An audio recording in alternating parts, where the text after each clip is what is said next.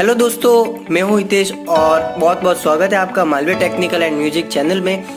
दोस्तों, अब हम लोग एक्सपेरिमेंट करने वाले हैं ऐसा ज़बरदस्त जो शायद ही आपने देखा होगा। तो दोस्तों, हम अभी क्या करेंगे, ये जो मेरे पास सुतली बम है, ये वाला मैं आपको दिखा देता हूँ।